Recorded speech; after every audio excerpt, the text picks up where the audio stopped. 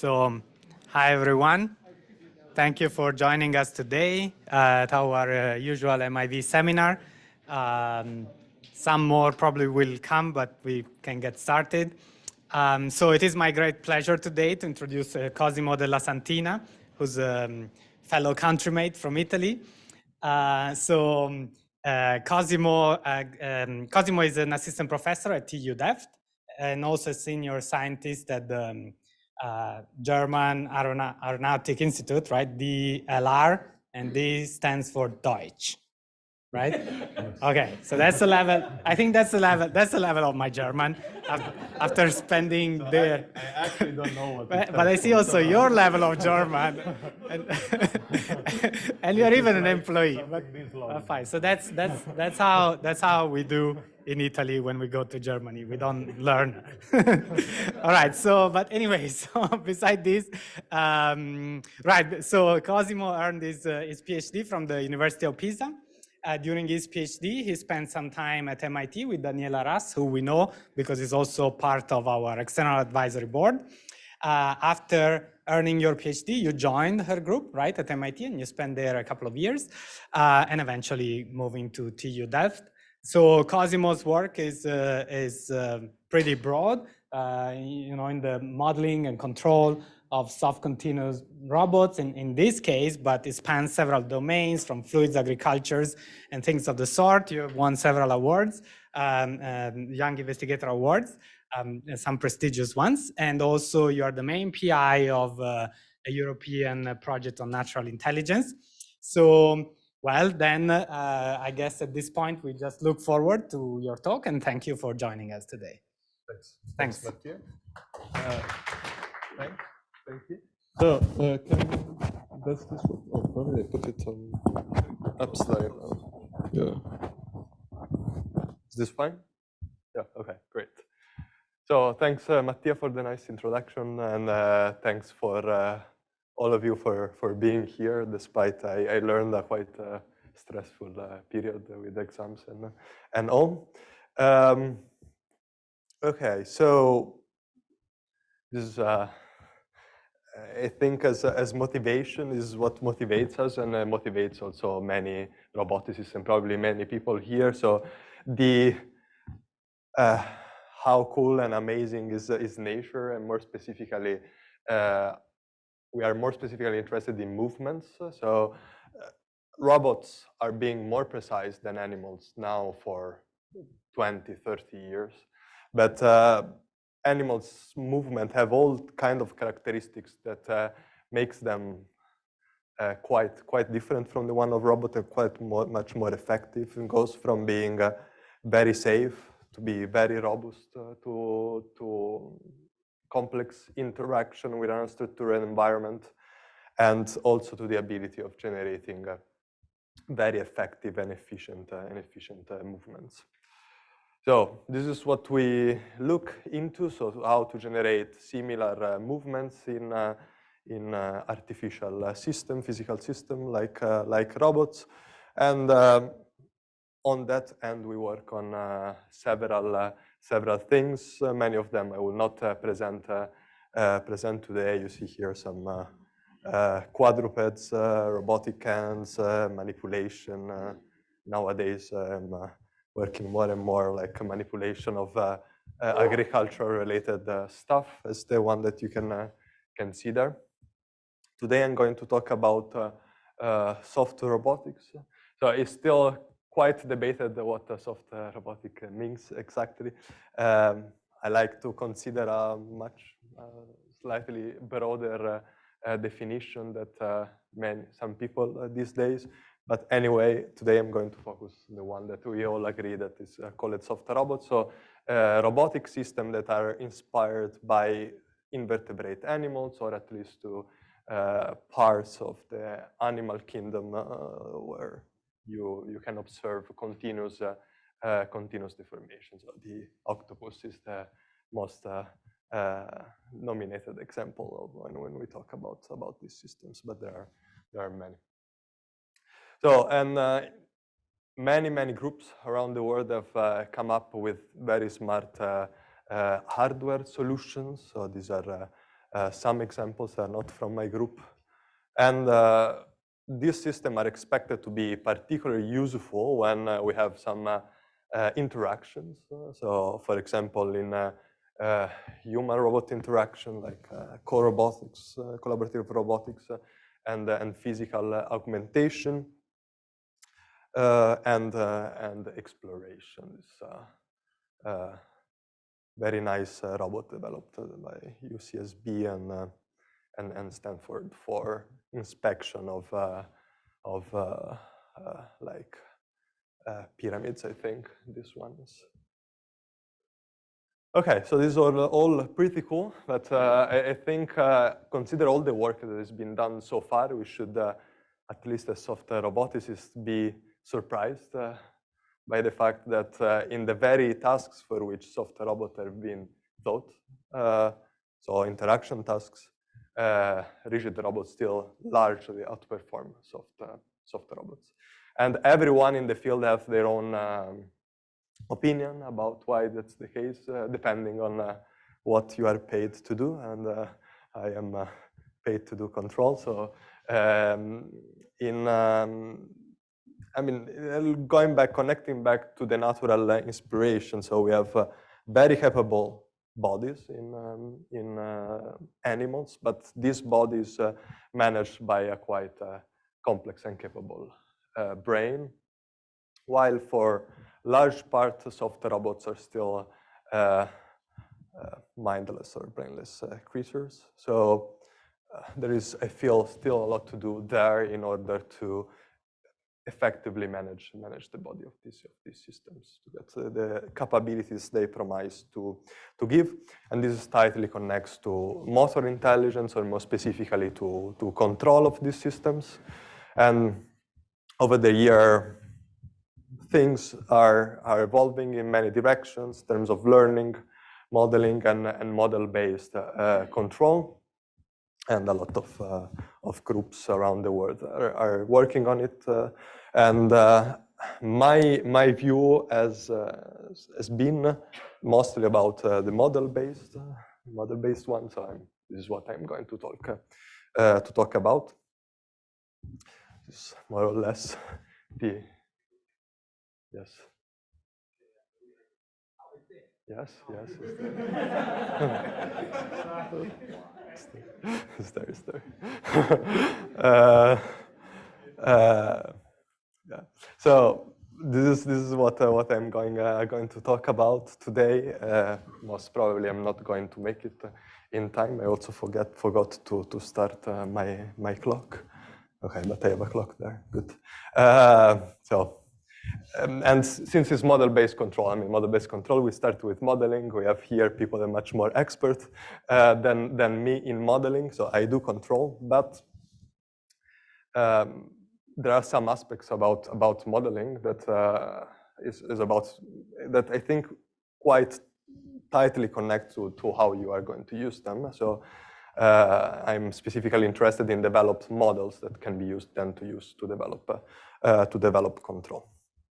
So, for people here that are not familiar with this kind of modeling of this kind of systems, even if you do some approximations, like for example, you assume that the cross sections of these systems are undeformable, you still need to specify a full spatial curve at any time to tell what's the configuration of this robot.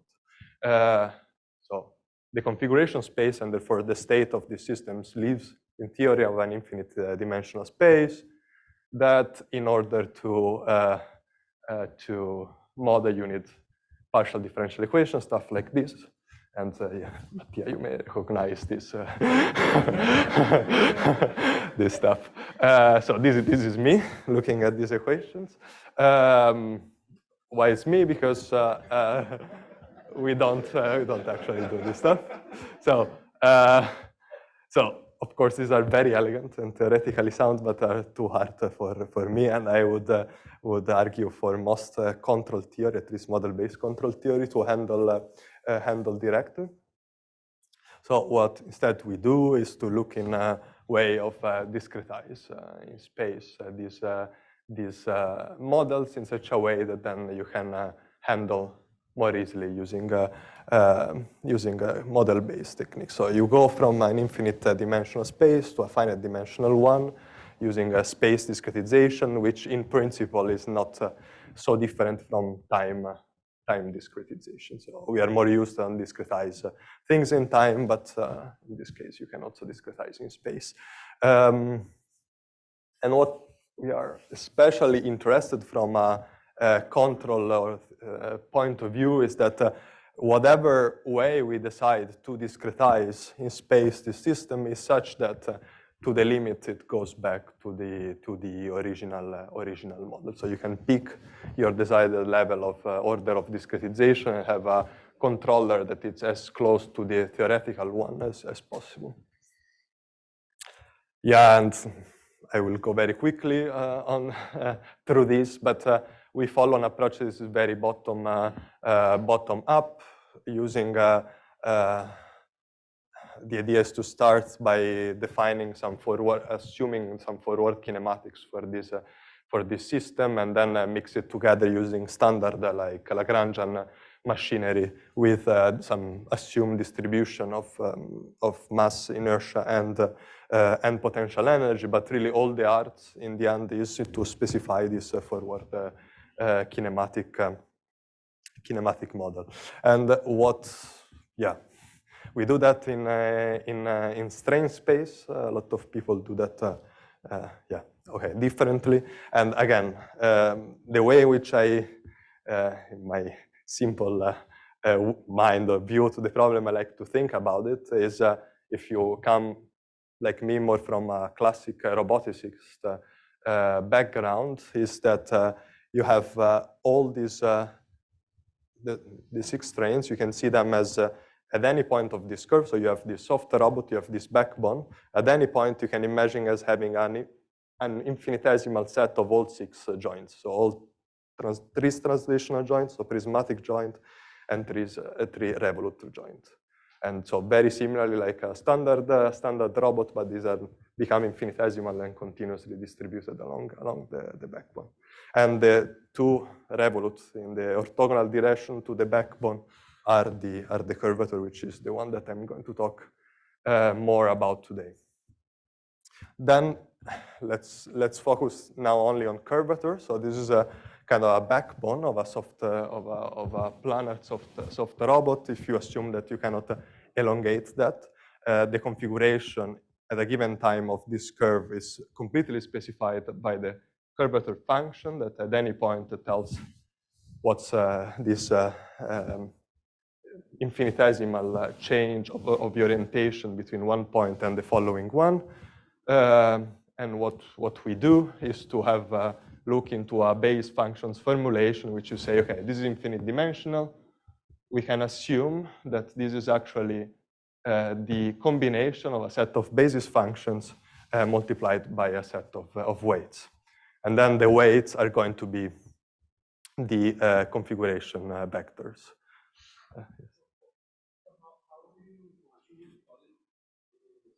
I can also repeat the question. How did you choose polynomials only? Why not some other? How do you choose? Polynomials only. Why not some other basis expansion? I am going to show it in a second. Thanks for the question. So yeah, in the end, this boils down, and then you can just by integration reobtain all the. Once you have specified this by integration, you can get all the forward kinematics. So which functions do we use? If a very popular one is the to select piecewise constant functions. So each of the base functions are like 0 everywhere, and then become 1 at some point, and then become 0 again. This ends up becoming the PCC model, piecewise constant curvature model. And then you have that this translates in having a kinematic or a shape, which is actually the blending of a set of arc of a circle. And this arc can change its curvature, which means the angle of the tip with respect to the base, but at the same time always remains an arc. And yeah, these points here defines where the arc starts or ends. Yeah, and this is an example. You have soft robots, and then you can identify. So this is a soft robot interacting with the environment. You can say, okay, this is look more or less of a circle. So I will take it as one of these units, and then you end up having something like this. So our configuration variables here would be these angles here, which are the angle made by this arc, which is equivalently the angle between this vector and this one here. So here we have 4 as an example. Okay. So, and the reason why I mostly show this kind of models, so PCC models, that for intuition they work very well to build intuition, because they are really like a continuous, directly extension of planar revolute joints. So you can imagine, like, if you have a planar system with many revolute joints with parallel elasticity, you can, in this case, you have all change of angle, which is concentrated in the joint, so in just one point, and you can instead think as the CC element as if this change of angle happened continuously along these two pieces. And this, at least I find it very useful to kind of imagine how the robot will work.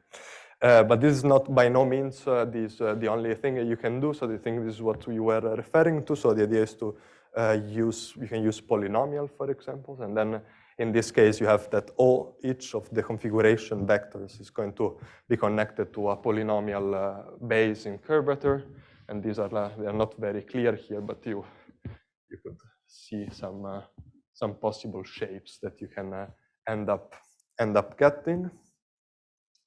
And this is just a very simple simulation in MATLAB of a fifth order model, moving from some initial condition to some final condition. These are like the evolution of the configuration variables in time. And this like experiment, the thing that I find remarkable of this way of formulating things is that if you are happy with a good enough description of your model, which is what we need to do control. So we need something that is simple, but it's relatively good, accurate. Then already like 2 degrees of freedom. So this is a fine model. So we have a constant curvature and a linear curvature term can predict pretty well the behavior of this system. So this is a tentacle which is actuated with a motor on the base, and then it's in water. And you see, I mean, it's not like perfectly overlapped, but it worked reasonably well, consider that the system theoretically is infinite dimensional. And this is a segment which is this big with a weight on the tip. And this again the behavior is predicted by 2 degrees of freedom, same 2 degrees of freedom. And then we also played with piecewise formulations of these polynomial models and etc. So you can, yeah, okay. This is stuff if you start putting in other kind of other forms of strains like torsion and shear deformation. Yeah, we have used Elastica to model the robot there, but also show that you can model it with these like base functions using less than 10 degrees of freedom, and this kind of a robot doing quite complex deformations. Yes. So do you have actuators along the length? No. So this is a robot was actually developed by the group of Daniela. And now we are collaborating. So the development of the robot itself is not from a group. We are doing the control. So this one is, they're kind of like meta materials that the motors are here on the bottom. And then when you move these things, they, so if you fix the top of this element and you turn the bottom, it will elongate. And then you can combine like 4 of them to get this kind of movements and stuff. So we are looking now to control these systems. For now, this paper is quite recent. It was just about the modeling. So, but anyway, so it was a lot of like high-level stuff, still some high-level, but I think this is what concerned me in the end, or my group in the end. So the kind of the structure of the equation that we end up working with, which is something that if you do control of Lagrangian system or mechanical systems more specifically, or robot even more specifically, is partially you should be used to. You can recognize 3 blocks of terms here. So you have, so here, first of all, this Q is this kind of abstract or strangely distributed joints that we have in soft robots. But you can really think as an equivalent of the standard joints in rigid robots. You have here a bunch of stuff which is very similar to the multi-body dynamics that you can find in rigid robots and has the same many of the same property, although what you have inside is different. Then you have this effect of softness, which is very important, which acts as a damping and field and a potential field, which is acting everywhere in the configuration space, no matter the level of discretization. And then you have some model of under-actuation. So I've not talked about actuators, but in general, you are going to have many more, at least in theory, the degrees of freedom than the number of actuators. So somehow you need some way of mapping the ones into the others. Like in the last example, the one with the metamaterial was 4 actuators and 10 degrees of freedom. So what we are interested into is how we exploit the information which is within this set of ordinary differential equation or linear ordinary differential equation to generate motor intelligence. And this is where like mostly the model-based control work come into play. Yeah, and one problem, the one challenge that we have focused most of our attention here is the so-called shape regulation or shape tracking, which is the direct extension of control in joint space that you have in rigid robots. So you have a desired shape that is formulated somehow as a set of desired Q bars, so desired strange joints here. And you have an actual shape on the other side there.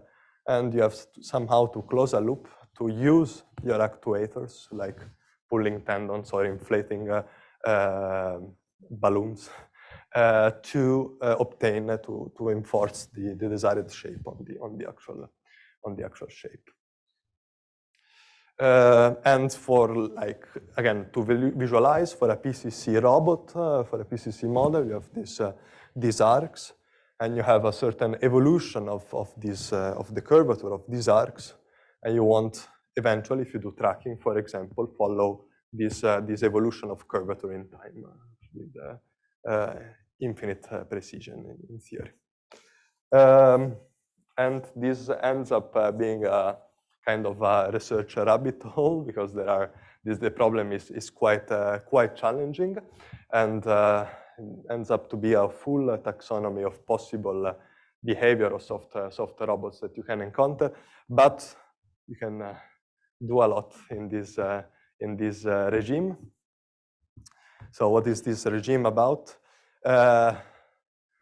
It's kind of an extreme case, which is if your model is so rough that your amount of degrees of freedom is the same of the amount of actuators, then you can neglect or compensate directly for these actuation matrix there. So we can just, for now, remove it, assume it without loss of generality equal to the identity, and do a lot of stuff.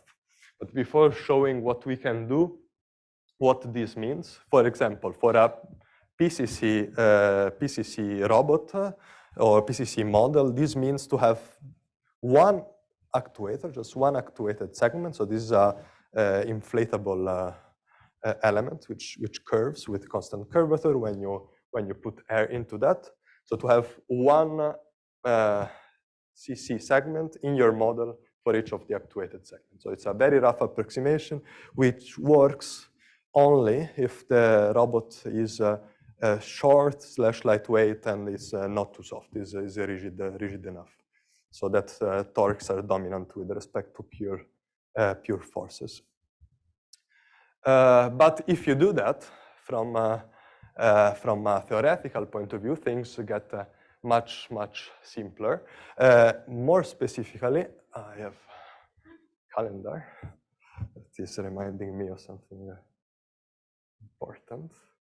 Okay, so we are back. So if you do this approximation, you can show relatively easily that a soft robot excited with a feed-forward action, a properly defined feed-forward action, is mathematically equivalent to a rigid robot controlled with a nonlinear PED. So only from the equations point of view, and yeah, this is actually relatively easy to show, but this is the feed-forward action, so it's a feed-forward compensation of dissipation and potential forces. But if you just play with things, you find yourself with your multi-body dynamics on the left and this kind of nonlinear PD, which is implemented by the potential forces and the damping itself.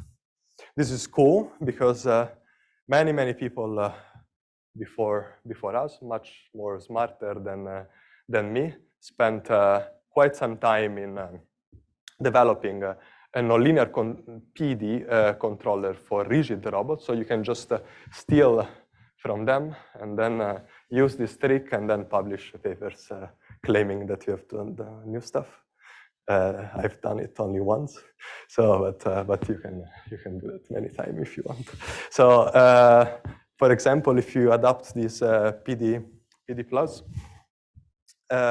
you get something like this. So you have some feed-forward compensation here of the damping and the potential forces, and then you have some kind of quasi-feedback compensation of dynamic forces.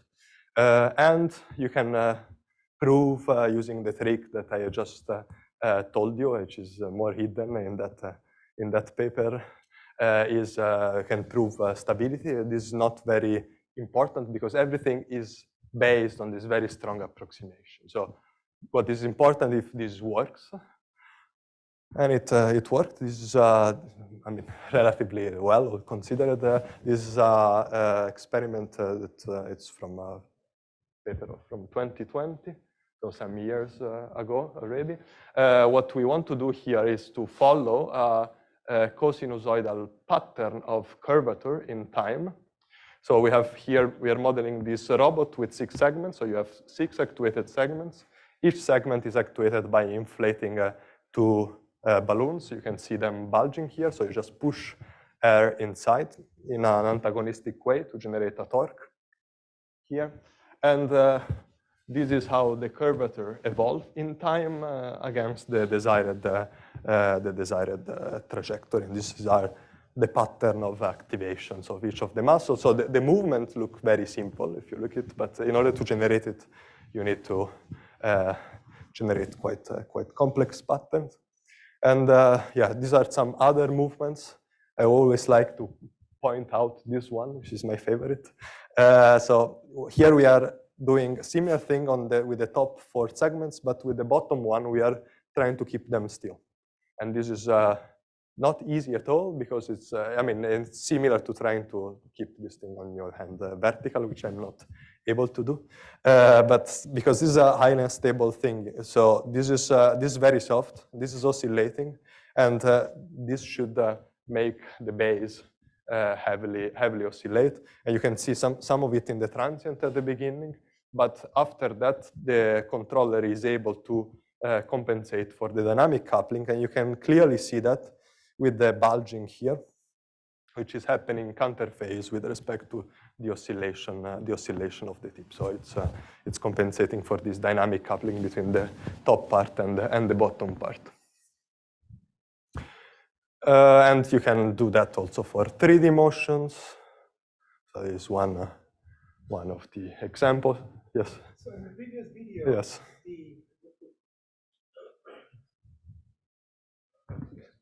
So in the previous video, when you have the motion on the top, and so the lower two segments counterbalance the force of the top. So this is, I forgot to mention, this is a planar system. What's that? Planar system. So there is no gravity, so there is no, and they are counterbalancing the dynamic coupling between the two, because this part is oscillating, and it's like, if you imagine to do like this, it will generate a coupling force here from the coupled mass matrix and acceleration and Coriolis forces. And these two are bulging in such a way that it compensates for this. So the net force on the anchor is zero then? Even on the plane, yes. The net force on the support is zero? No. Yeah, it's on the plane, right? No gravity. No gravity, yes. But something is holding the base, right? The base, is fixed base, yes. And so is the base? No, the base feels the force. Okay, yes. That's what. Yeah. So this is not like a snake. Is like to be considered. I mean, all the things that I'm showing here are at least when not explicitly said otherwise, are considered like as a soft or continuum extension of the standard manipulators, the one that have their base fixed on the table. So also this one has the base which is fixed. I see. So the bottom two actuators are just making sure that it remains straight. Yes, because otherwise you would see you would see they will be fixed here, but they will oscillate this way. Okay. So there's a feedback loop somehow? Yes, there is a fixed loop defined as the block schema that I have shown before. So yeah, this is fit-forward compensation, and this is the feedback loop that it's taking the curvature information and the time derivative, and these parts are compensating for the parts that end up compensating for the dynamic coupling.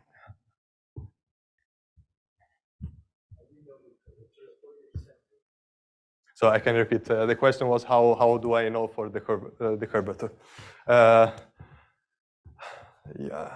think I don't have a picture of that, but this thing is into a motion capture system. So we are doing, and I will show them. I don't think I will have time, but we were doing also work about sensing. But when I do control work, I try to decouple the two things. And so this is a motion capture system. So you can maybe see here some structure. These are just the rings. They are not part of the robot. They are rings that with some markers there. So we sense at any given time the orientation of these points. And then we regress based on the kinematic model, we regress the curvature.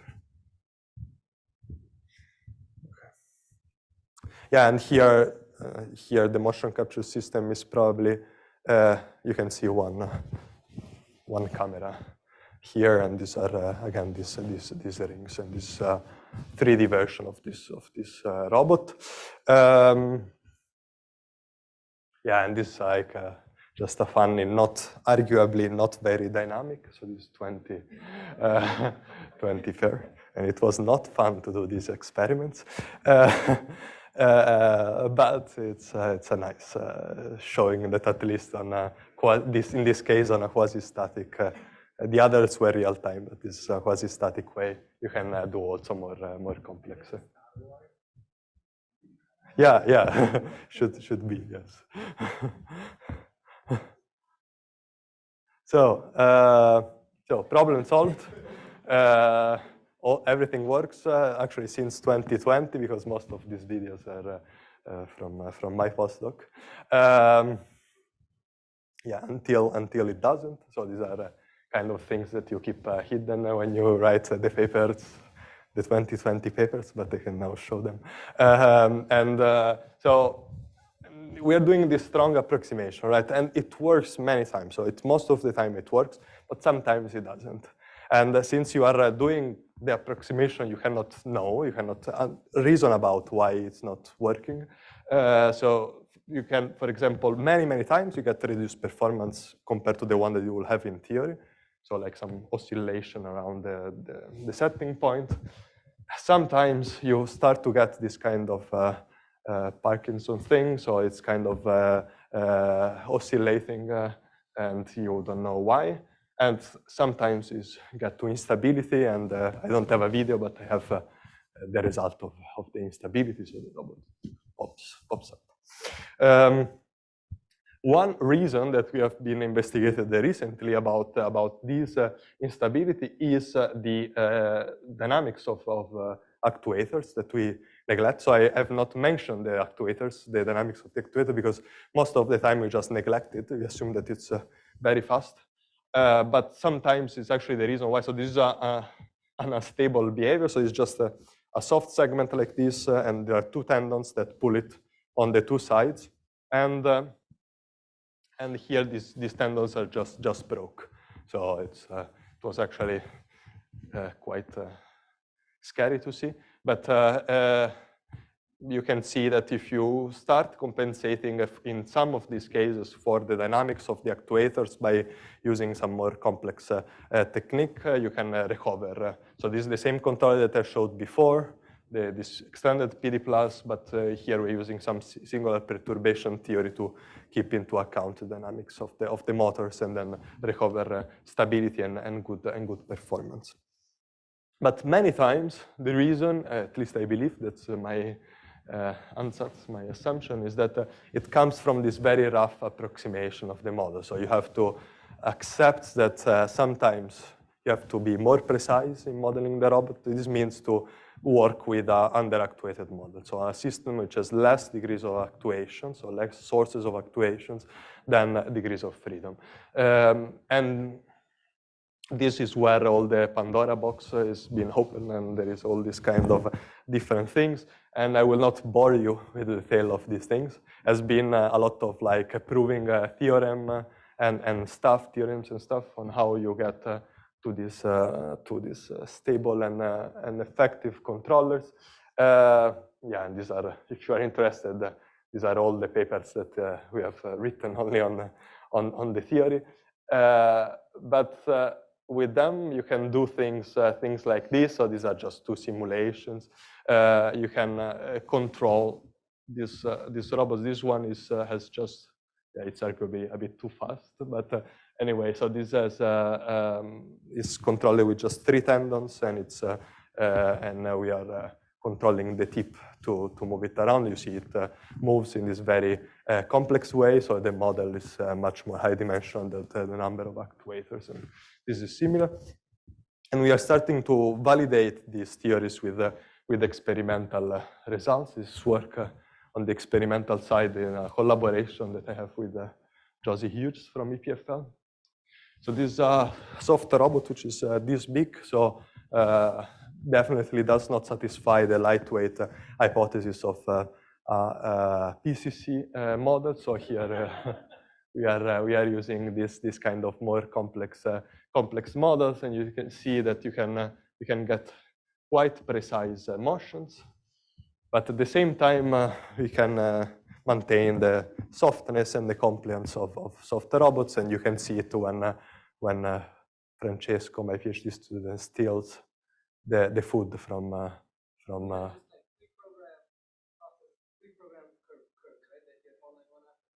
the curve. So the curve they're pre-programmed, and so the shape is pre-programmed, the desired shape. So we don't. I don't work much at all on the higher level intelligence. So that's what is done with the controller is the following the yes. And this is another in the tentacle that I showed you before. Now we are doing a more complex, like octopus-like system, but in this one we are already like using some optimization, able to optimize the thrust of this tentacle. Yeah, that's a fondue because the collaboration is with the EPFL, so they decided they wanted to do a fondue. Yes. Okay, so this was where the results yes. So obviously it's slow, right? Like, I mean, Yeah. one could, it's much more friendlier than a rigid robot. And I'd be much more comfortable with it, but it's slow. Yes. So the question is the speed limited by control or by hardware?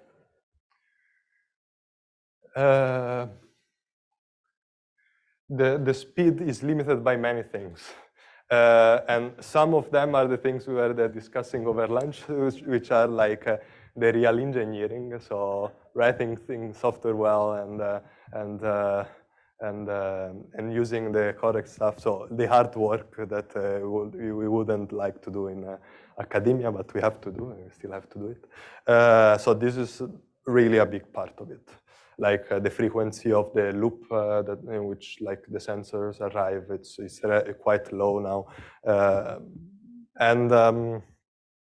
Then there is, once that's fixed, there are some hardware limitation that we are solving, and I think from a theoretical point of view, there should not be big limitation. Of course, they're always going to be slower in a sense than a rigid robot, because you have you always have these unactuated degrees of freedom. So if you actuated them too fast, you're always going to have vibration. You just don't have enough actuators to compensate for those vibrations. So there is always going to be, on a fundamental level, once all these things are solved, there is always going to be some limitations in terms of how fast these things are going, if you want them to move nicely, to not oscillate too much.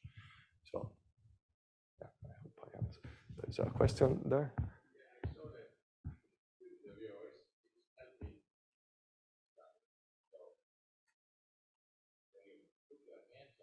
Yes. Yes. Yes. Yes.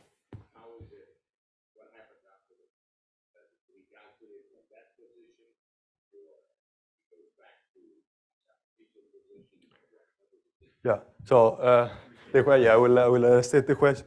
So this the question is when at this point Francesco steals the fondue of the pure subject here. What happens afterwards if the robot somehow, the intelligence somehow recalculate a desired configuration, or it just goes back where it just goes back. So this ties to the question I received before. So we don't look, at least for now, on the planning side. So it's just like a pre-programmed desired evolution of the shape. But the controller is such that this evolution is stable. So even if you perturb it, it will not get crazy, but it will go back to the desired evolution.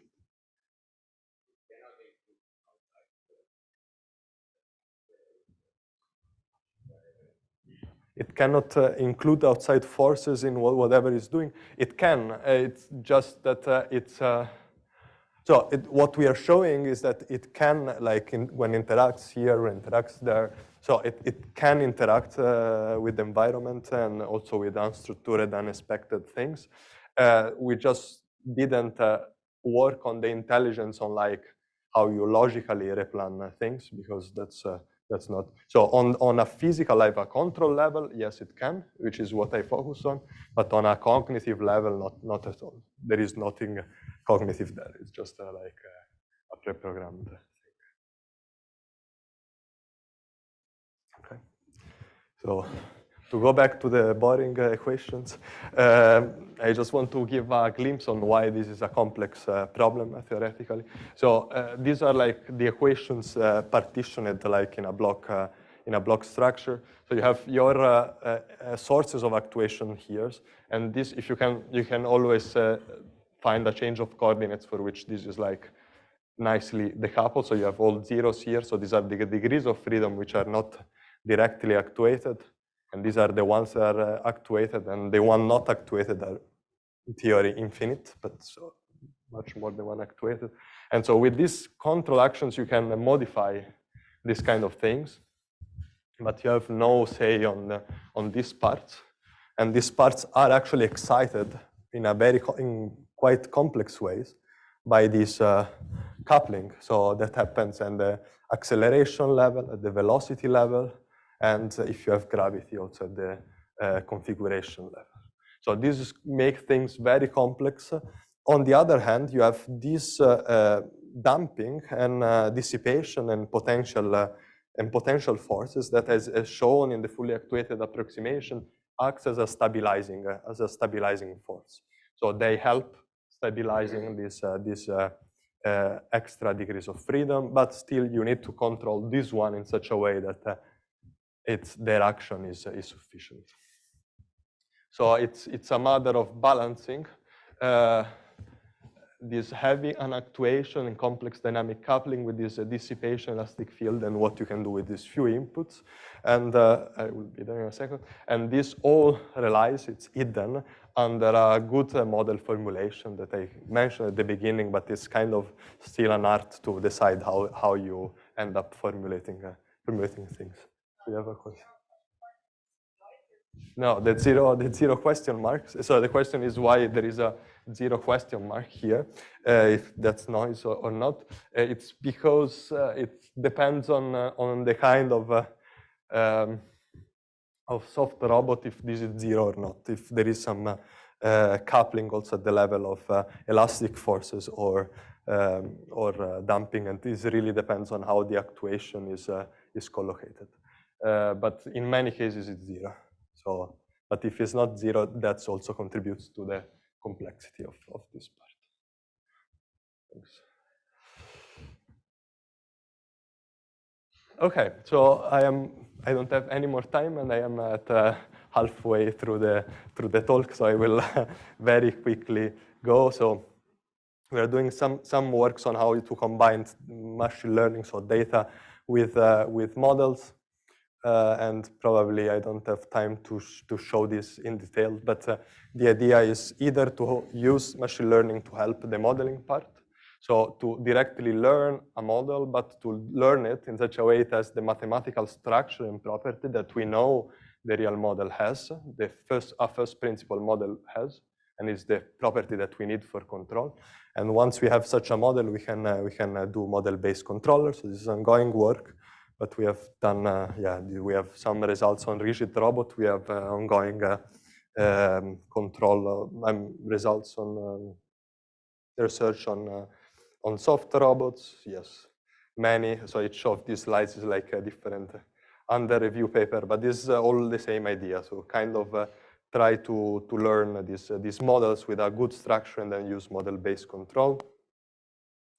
And the other side is how you use models to help with machine learning, and this is connected to our work on sensing that I don't have time to present, so we'll just jump on the last part, which is better than rigid robots.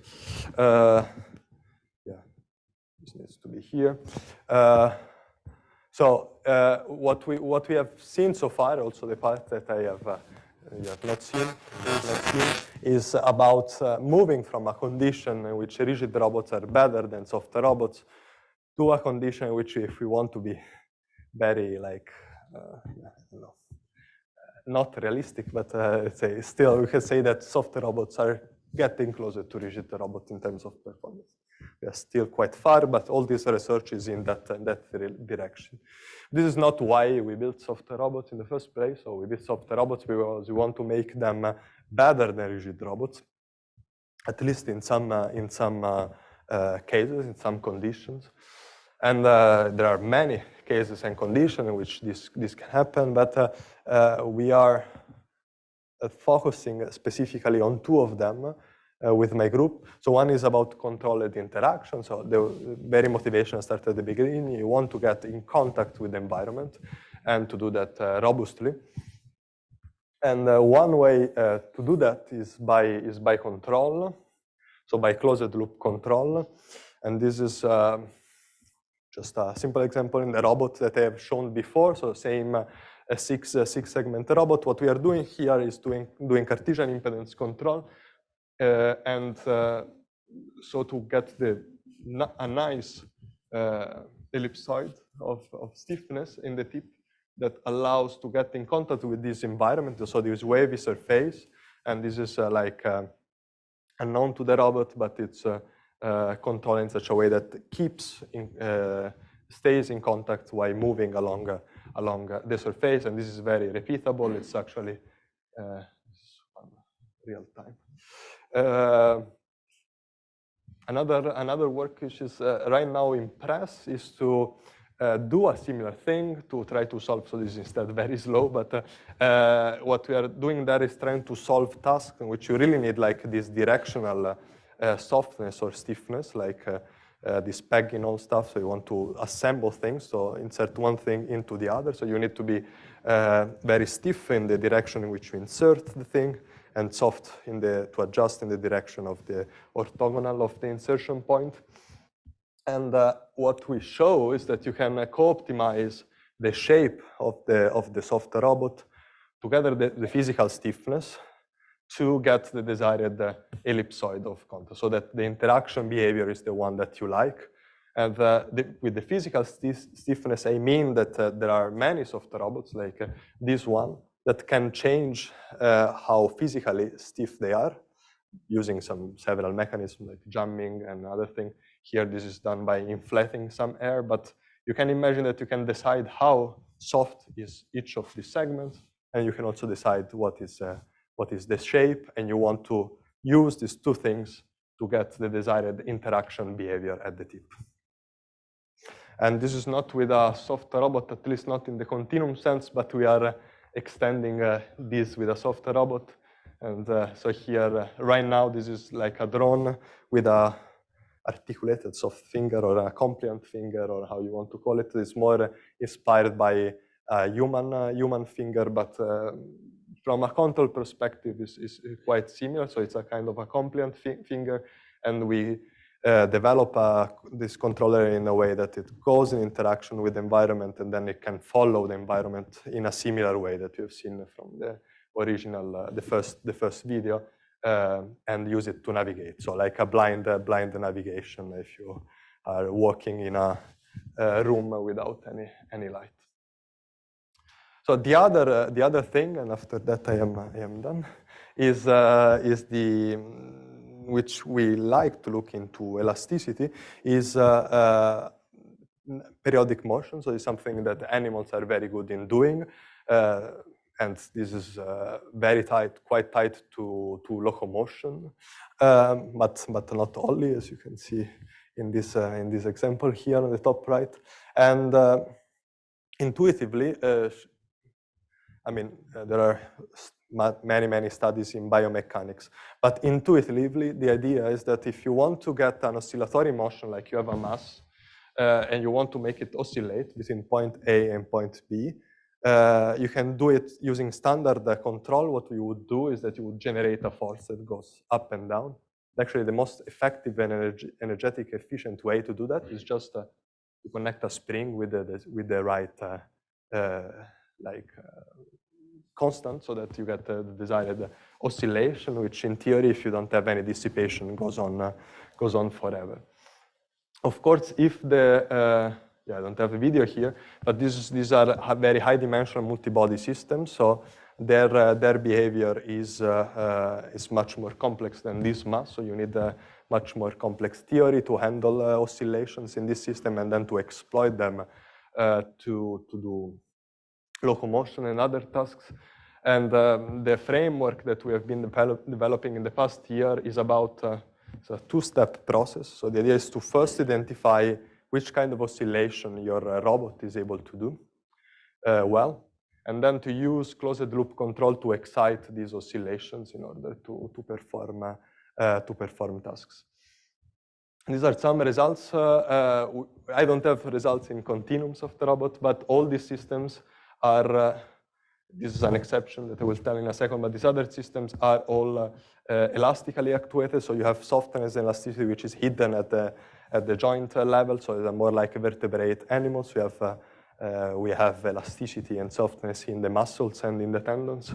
And you can see in all these cases, we are exciting this nonlinear oscillation to perform tasks like locomotion or doing like a pick and place, very efficient pick and place movements, not yet tasks. This is just a KUKA robot that we simulate the springs here because we wanted to show that we can manage high-dimensional system, and we didn't have the money to and the capability to design a full arm, robotic arm with springs. And what you can see here is that this kind of control strategy is remarkably robust and stable because it's really about exploiting the natural dynamics rather than forcing some behavior in the system. So that said, there is still a long way to the top if you want to control soft robots. Many things to do. Many I didn't have time to present. And many of the things that I've shown today are in this paper, which is now on archive, but should appear, hopefully a few weeks on Control System magazine. Yeah, let me jump on this one. This is my group, so the people that are nowadays doing all the stuff that I present. And with that said, thanks for your attention. I'm just 1 minute late.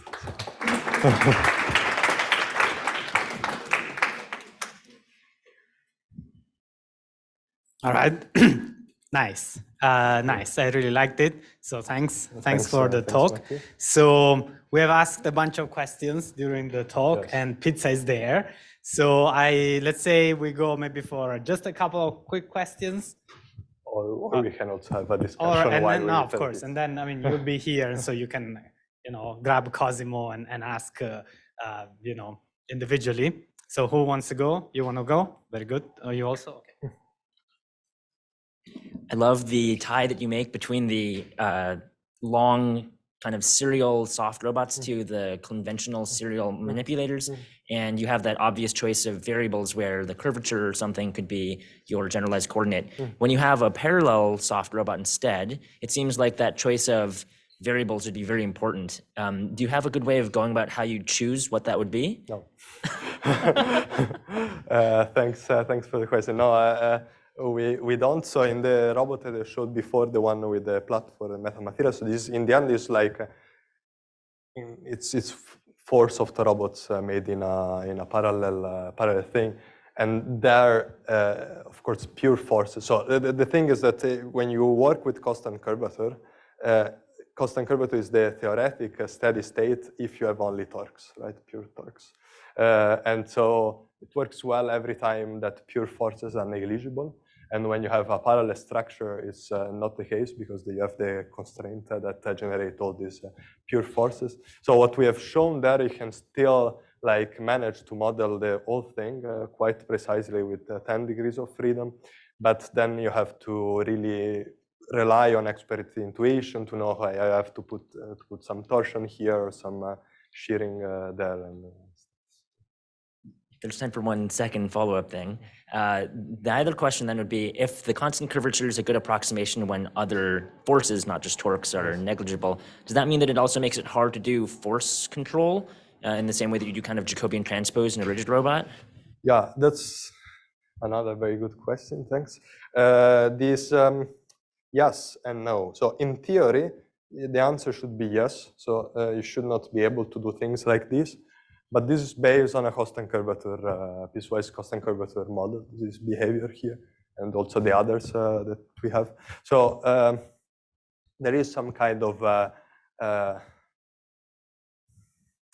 spectrum, like when you start, and any robot that has a non-negligible, not infinitesimal mass is going to be subject to pure forces anyway, even if it's not interacting. So the question is, how much these forces are going to bring you outside from this constant curvature hypothesis, and would that be too much? Because again, here we are not using models to do simulations. It would be a very bad idea to use this model to do simulation, but we are using them to have enough information on the system to develop a model-based controller. And it appears experimentally, so I have no theoretical proof or stuff, but it appears experimentally that they keep working quite well, unless they don't, as I've shown, before, even if you have interaction. So here we are doing indirect force control, basically. So it's it's impedance control, but it's basically controlling the force at the tip during the interaction. Awesome, thanks. Thanks. Thank you. That was a really great talk. I'm going to ask you about something you said you don't deal with, which is when Hengsheng asked about measuring the curvature versus the controlling. You talked about how you separate those two out, but it seems like long-term making that connection is going to be important and also very difficult because there's actuator hysteresis and measuring constant curvature would be difficult. Have you thought about how to make that connection? Yeah, so this allows me to present the part that I skipped for the sake of time. I will not present the whole thing. But yeah, so we've been doing some works about the sensing. Right now, as you also mentioned, this is decoupled from the part of control. We have some results in which the two things are together. But first, when we do research about sensing, first we validate it without control, and then when it works, we are trying. So one thing, for example, that we have been looking into, this is already a few years ago on skins. So like, yeah, so this kind of thing is that basically they are strain gauges, so they change their resistance when they get deformed, and but they change that in super complex way. So hysteresis and stuff. So we have been looking ways of combining models with machine learning. I will not explain why, but I will just not why, but I will not explain how. But I will show the results. So these are like. So this is like a 3-segment software robot, and the red thingy, like dashed red line, is the evolution as measured by the motion capture system, and the black one is the one coming out from those sensors and then some intelligence on top, and these are more things in detail. So you see there is some kind of low pass behavior, but it works relatively well. Other sensing modalities we have been looking into are magnetic sensing. So you put magnets into the robot and then you sense the magnetic field, and you regress the shape. Cameras, so small cameras that look outside, and then by looking outside you can more or less understand what you're doing. Was another one. Yeah, fiber optics. But okay, so the ones that is the most important one is the most reliable one, which are IMUs. So nowadays you can just buy off the shelf these IMUs that the people put in drones, and there are very good filters already on board.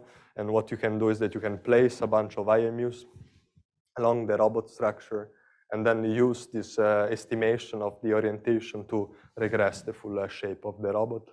And for that one, we have results doing closed loop control with just the information coming from the IMUs.